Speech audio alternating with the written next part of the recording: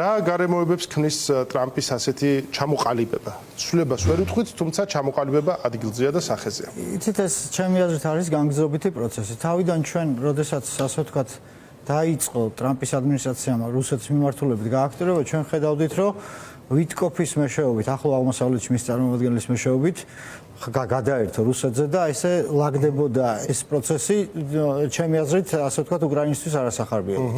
ვიტკოფი იყო ერთის მხრივ, რომელიც ბიზნესმენია და ტრამპთან ძალიან დაახლოებულია, იქით ამ მხრიდან იყო დიმიტრიევი და საქმეს ისეთი პირი უჩანდა, რომ რაღაც ტიპის ეკონომიკური შეთანხმებები უნდა მომხდარიყო რუსეთსა და ამერიკის შეერთებულ შტატებს შორის, რომელიც მოიცავდა ასე ვთქვათ, გარკვეული სანქციების მოხსნას რუსეთის წინააღმდეგ და ეს ორმხრივი ურთიერთობების დაალაგების კონტექსტში უნდა გასულიყო, ასე ვთქვათ, უკრაინისთვის არა სასურველად უკრაინის პრობლემის გადაჭრის საკითხი.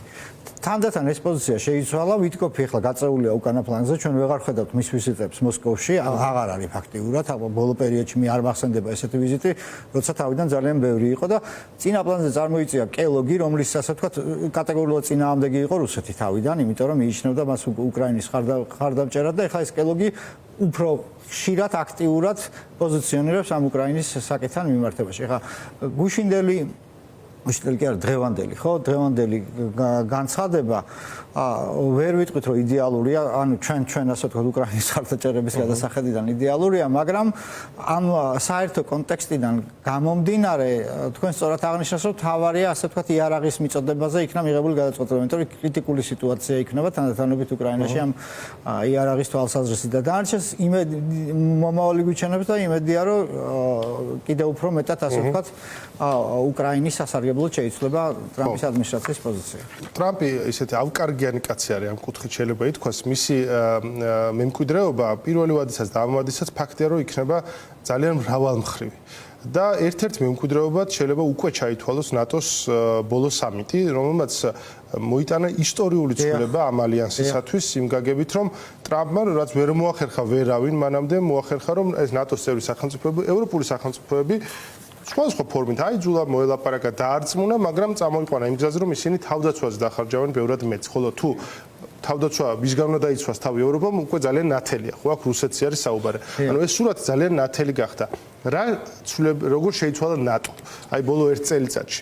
რა ტიპის ალიანსია დღეს ის? ეხლა თქვენ რასაც ამბობთ, ეს რა თქმა უნდა პოზიტიური ცვლილება უდავოდ. უბრალოდ ეხლა ისეთ სერიოზულ ნეგატივზე, მაგრამ მოდი უარყოფით ხარისზედაც გავამახვილოთ ყურადღება. აი პირველი პრეზიდენტობის პერიოდშიდაც და ეხლაც ტრამპისთვის დამახასიათებელია თავის მთავარ მოკავშირეებთან შესვლა რაღაც დავაში. ანუ ევროატლანტიკური ერთიანობის რაღაცნაირად ეს ვერ ვიტყვი რომ აზიანებს, მაგრამ პრობლემებს უქმნის და რუსეთი სადაც ნახულობს, ასე ვთქვათ, ამ ტიპის პრობლემას, ის ყოველთვის იყენებს ხოლმე თავის სასარგებლოდ. ამის ყველაზე თვალსაჩინო მაგალითი იყო 2003 წელს ამერიკის გადაწყვეტილება ირაყში შეჭრის თაობაზე.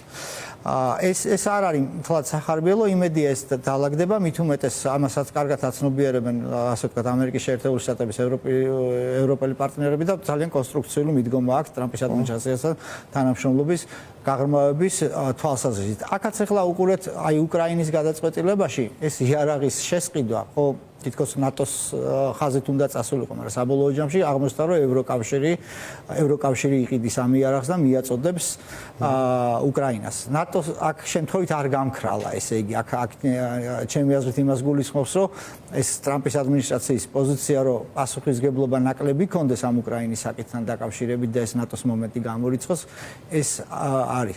მაგრამ მთავარი ის არის, რომ ჩვენ რასაც ხედავთ, აი ამ ევროპის ქვეყნებში, მათ შორის ნატოს დონეზეც, ევროკავშირის დონეზეც, აი რაც თქვენ აღნიშნეთ, საფრთხე რუსეთიდან მომდინარე საფრთხის გაცნობიერება ძალიან მაღალ დონეზე მოხდა, რაც მნიშვნელოვანია, იმიტომ რომ ეს ნიშნავს, რომ შესაბამისად დაიგეგმება მათი სტრატეგია ამ რუსეთის საფრთხის გასანეიტრალებლად. ხო, ამ მხრივ ერთია მართლა ალიანსის დონეზე რა ხდება, მაგრამ ეროვნულ სახელმწიფოების დონეზე, აი გერმანიაში რა ხდება საფრთხის შესახებ. ეს არის დრამატული ცვლილებები. გერმანია იწყებს სამხედრო ინდუსტრიის აღორძინებას, რაც მოიტანს დიდ-ცვლილებას, ხო? მთელ მის რეგიონში, მის გარშემო და მათ შორის უკრაინისთვისაც. თუმცა ეს ახლა მაინც უფრო გრძელვადიანი გეგმებია, არის, თუმცა არც ისე გრძელვადიანი იმის გათვალისწინებით, რომ რუსეთი აცხადებს, რომ მას უნდა სამხედრო ხარჯების შემცირება და რუსეთსაც არ ყოფნის დრო. აი მოდი ამ პერსპექტივიდანაც რომ შევხედოთ ამ საქმეს. ხო, რას ნიშნავს რუსეთისათვის დღეს მშვიდობის დამყარება? ყველას კარგად გვახსოვს, რა გამოიწვია 17 წელს, არ გვახსოვს, მაგრამ ვიცით ხო 17 წლის რევოლუცია. დემობილიზებულმა ომის ფრონტიდან წამოსულმა ხალხმა. ეგ ეგრე ხდება. რუსეთის შემთხვევაში განსაკუთრებით და რა ამოცანები უდგას დღეს წინ პუტინს? ერთ რაღაცას დავამატებ იმ კონტექსტში, რასაც თქვენ ახსენეთ, ბოლო რაც ვნახე, ასე ვთქვათ, ამ ევროპის ქვეყნების გადაწყვეტილებებზე, ეს იყო დიდი ბრიტანეთის და საფრანგეთის ბირთვული პოტენციალის გაერთიანება, ასე ვთქვათ, ამ რუსეთის საფრთხის წინააღმდეგ, რაც ასევე მნიშვნელოვანია. ეს უკვე ასე ვთქვათ, შეთანხმებული გადაწყვეტილებაა. ეხლა რუსეთისთვის ამ ომის დამთავრება, რუსეთისთვის თავარია რა პირობებით ამთავრებს ამ ომს, მაგრამ რა პირობებითაც არ უნდა დაამთავროს, მე თქვენ გეთანხმებით იმაში, რომ დღეს რუსეთში უკვე შეინიშნება როგორც შიგნით, ისე საგარეო ფონზე პრობლემები. შიგნით რა პრობლემებია? შიგნით არის ეკონომიკური, უკვე საკმაოდ დიდი ხანია აქ უარყოფითი ეკონომიკური ტრენდი და ეს ტრენდი გრძელდება და ვერ ახერხებენ, ასე ვთქვათ, ამის შეცვლას მათთვის სასარგებლოდ. ხედავთ, ასე ვთქვათ, რეგიონებში, განსაკუთრებით ჩეჩნეთში, შეიძლება ისეთი განსაკუთრებული არაფერი ხდება, მაგრამ ასე ვთქვათ, ამ კადიროვის ფაქტორი და მისი თვითნებობა კიდევ სულ უფრო თვალსაჩინო ხდება. ხედავთ, რომ მაღალი რანგის თანამდებობის პირები, მაგალითად ყოფილი მინისტრი, ტრანსპორტის მინისტრი იყო, თუ არ ვცდები, სულ ცოტა ხნის წინ მოკლეს თუ თავი მოიკლა. ანუ შიგნით, ასე ვთქვათ, კიდე ელიტის შიგნითაც არ არის კარგი სიტუაცია და ეს სულაც არ ყოფილა ერთადერთი შემთხვევა, ასეთი შემთხვევები ხდება. ხედავთ იმას, რომ მაღალი რანგის პირების დაკავება ხდება, იგივე შოიგუს მოადგილე დაიჭირეს ამ იმაზე. არ ჩანს ზედაპირზე შეიძლება ეს პრობლემები, მაგრამ თუ ადამიანი დააკვირდება, არის საკმაოდ სერიოზული პრობლემები რუსეთის საზოგადოებაში და ეს ახლა რაში გარდაისახება, ეს მაინც მნიშვნელოვანწილად იმაზეა დამოკიდებული, როგორ დასრულდება ეს უკრაინის წინააღმდეგ რუსეთის სამხედრო აგრესია. და აუცილებლად მინდა ვიკითხო ამერიკის სპეციფიკურ ახალ იდეებზე ჩვენს რეგიონთან დაკავშირებით, რაც ძალიან კარგი არის, რაც შეეხება ზანგეზურის კორიდორში უსაფრთხოების ორგანიზებას ამერიკელების მხრიდან, ხო? ხა რას ფორმა შეიძენს ეს შედგება თუ არა ეს სხვა თემაა, იმიტომ რომ რთული საკითხია ძალიან, იმიტომ რომ ირანის, აზერბაიჯანის ყველა ბევრი ფაქტორი ეჯაჭვება ერთმანეთს, მაგრამ ერთი რამ კარგი ჩვენთვის რაც არის ის, რომ ამ რეგიონში არსებობს ამერიკის ინტერესი. ამ კუთხით რის მოლოდინი შეიძლება გქონდეს? ჩვენ იცით რა არის, ჩვენ პირადად უნდა გქონდეს პოზიტიური მოლოდინი, იმიტომ რომ ამერიკის დაინტერესება ამ რეგიონით და აი ზანგეზურის დერეფანი იქნება თუ სამშვიდობო შეთანხმებაზე პირადად ტრამპმა გააკეთა განცხადება თუ არ ვცდები ამ ასე ვთქვათ აზერბაიჯანსა და სომხეთს შორის. რაც სულაც არ არის უმნიშვნელო ფაქტორი, იმიტომ რომ ასე ვთქვათ ამერიკა გლობალური ძალაა და მისი ინტერესები ბევრ რეგიონშია და ამ რეგიონში რახან რჩება ეს ემყაროთ, ეს ძალიან მნიშვნელოვანია. ჩვენ უნდა გქონდეს პოზიტიური მოლოდინები, მაგრამ აი იმ თავრობის პირობებში, რა მთავრობა ჩვენ გაგვაჩნია ქართული ოცნების პირობებში, ხო?